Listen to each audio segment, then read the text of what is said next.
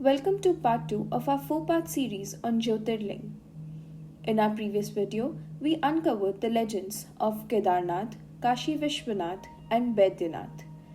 In this installment, we will delve into the stories of 4 more Jyotirling that are Mahakaleshwar and Omkareshwar from Madhya Pradesh and Nageshwar and Somnath from Gujarat. Mahakaleshwar temple is located in the ancient city of Ujjain in the state of Madhya Pradesh, India. The sacred place stands on the banks of the holy river Shipra, adding to its spiritual significance. The Mahakaleshwar temple has been built in Maratha, Bhumija, and Chalukya architectural styles. It has 5 levels, one of which is underground. There are images of Lord Shiva's wife, goddess Parvati, to the north, his sons Ganesh to the west, and Kartikeya to the east, and his mount Nandi to the south. On the second floor above the Mahakaleshwar ling is the idol of Omkareshwar Mahadev. Enshrined on the third floor of the temple is an image of Nagchandreshwar, with Lord Shiva and goddess Parvati seated on a 10-hooded snake and surrounded by other statues. It is open for darshan only on the day of Nag Panchami. According to the Puranas, the city of Ujjain was originally named Avantika and was renowned for its exquisite beauty and its significance as a spiritual hub. It served as a prominent center for students who sought to study holy scriptures. Legend has it that in Avantika there was a devout follower named Chandrasen, a fervent devotee of Lord Shiva who incessantly worshipped him.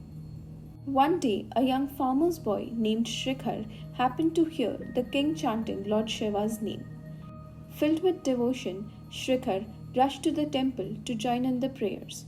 However, palace guards forcibly removed him, casting him to the outskirts of the city near the river Shipra. Around this time, neighboring rulers King Ripudaman and King Singhaditya, along with their ally, the powerful demon Dushan, planned to attack Avantika to seize its treasures. Upon learning of this imminent threat, Shikhar began fervent prayers, and the news reached a priest named Vridhi, who was deeply alarmed. Urged by his sons, Vridhi too embarked on the intense prayer of Lord Shiva by the river Shipra. The invading king successfully attacked the city with the invisible demon Dushan's aid, plundering the land and assaulting the devotees of Lord Shiva. In response to the cries of his helpless devotees, Lord Shiva manifested in his formidable Mahakal form and swiftly vanquished the enemies of King Chandrasen. Responding to the pleas of his devotees Shikhar and Vridhi, Lord Shiva decided to establish his divine presence in the city, becoming its principal deity and protector against all adversaries. He took residence in the form of a self-formed lingam created from his own divine power and that of his wife Parvati. Omkareshwar temple is situated on an island known as Mandhata or Shivapuri, nestled in the Narmada river within the Khandwa district of Madhya Pradesh. The Puran identify this site as both a populated and spiritually significant place. Throughout its history, Omkareshwar has been ruled by various dynasties. Initially, the Aboriginal Bhil leaders governed the region, followed by the Parmar rulers of Malwa from the 10th to the 13th century AD. Subsequently, the Chauhan Rajputs took charge. In the 18th century AD, the Marathas assumed control, a period during which numerous temples were constructed and restored, enriching the religious landscape of the area. Omkareshwar's legends are steeped in ancient lore and spirituality, offering multiple narratives of its divine significance.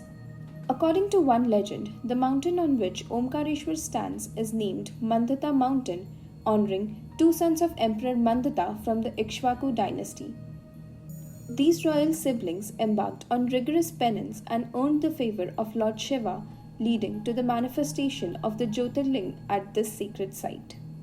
Another legend tells of Vindhya Parvat, who fervently prayed to Lord Shiva through intense austerities, desiring to become the Lord's abode or even surpass the height of Mount Meru. Pleased with Vindhya Parvat's dedication, Lord Shiva appeared as a Jyotirling at this location. At the request of gods and sages, Lord Shiva divided the ling into two parts, with one residing at Omkareshwar and the other at Amareshwar or Mahakaleshwar. Consequently, devotees visit both of these temples when they make their pilgrimage to Mandhata. It is also believed that Lord Shiva granted permission for the Vindhya Parvat to grow, provided it did not obstruct or trouble pilgrims. However, as time passed, the mountain's massive growth began to pose problems for devotees. In response, they sought the assistance of the sage Agastya. The sage ordered the mountain to cease its expansion until his return, which never occurred, ultimately resolving the pilgrim's predicament. The Nageshwar Jyotirling is situated in Darukvanam, positioned between Gomti and Dwarka on the Saurashtra coast in Gujarat, India. The temple features a colossal 25-meter tall statue of Lord Shiva seated in a meditative posture surrounded by expansive gardens and a pond. The ling within the temple is crafted from Dwarka sheel and is adorned with small chakras. This sacred ling takes form of a Trimukhi Rudraksha, which symbolizes Lord Shiva, and it faces southward while the temple itself is oriented towards the east. The legend of Nageshwar Jyotirling recounts a fascinating tale of devotion and divine intervention. In this story, there once existed a demon named Daruk who resided in a forest along with his wife Daruka. Blessed with formidable powers due to a boon from goddess Parvati, these demons misused their ability to disrupt celebrations and even imprisoned a devout follower of Lord Shiva, a merchant named Supriya.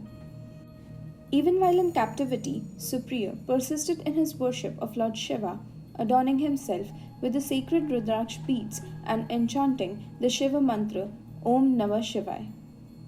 His unwavering devotion deeply moved the Lord, who manifested before him, vanquished the demon Daruk, and rescued him from captivity. The place where the demon met his demise came to be known as Daruk Vanam. It is believed that Lord Shiva, in the form of the Nagnath Linga, established his divine presence at this sacred location. Furthermore, the legend suggests that Lord Krishna himself worshipped Lord Shiva at this site, performing the sacred Rudra Abhishek ritual, underscoring the temple's significance as a place of deep reverence and devotion. The Somnath temple is situated in Prabhaspatan within Saurashtra region of West Gujarat, India. It occupies a sacred location at the confluence of three mythological rivers, Saraswati, Hiranya, and Kapila, known as Triveni Sangam. This revered temple holds a unique distinction as it is regarded as the first among the Jyotirlings, signifying the initial manifestation of Lord Shiva in his divine form. According to legend, the original temple was constructed by the moon god in the Satya Yuga using gold. Subsequently, it was rebuilt by Ravan in the Treta Yuga with silver, and then by Lord Krishna in Dwapar Yuga using sandalwood. Throughout its history, the temple faced numerous invasions and destruction by various conquerors. Nevertheless, resilient rulers and devotees played a crucial role in its reconstruction. Remarkably, the Somnath temple has been reconstructed approximately 17 times. The modern structure standing today was erected by India's former Deputy Minister Sardar Vallabhbhai Patel between 1947 and 1951. This reconstruction was executed using sandstone and serves as a testament to the enduring spirit of devotion and resilience associated with temple. Another legend tells of Chandra, the moon god, had wedded the 27 daughters of Daksha Prajapati, but he harbored a distinct affection for Rohini among them. This particularly infuriated Prajapati, who insisted that Chandra treat all his wives impartially. When Chandra persisted his favoritism, Prajapati cursed him, causing Chandra to lose his radiance. The absence of moonlight plunged the world into darkness, prompting the gods to plead Prajapati to revoke his curse. Daksh then proposed that Chandra seek the blessing of Lord Shiva, thus earning Lord Shiva the title of Somnath or Someshwar, the Lord of the Moon. It is believed that Chandra also purified himself by bathing in the Saraswati river, which explains the phenomena of the moon's waxing and waning. This legend intertwines the temple's significance with the celestial realm and highlights the transformative power of devotion and penance. We conclude part 2 of our 4-part Jyotirling series, having explored the stories of 7 Jyotirlings thus far. To discover the narratives of the remaining Jyotirlings, please join us in part 3.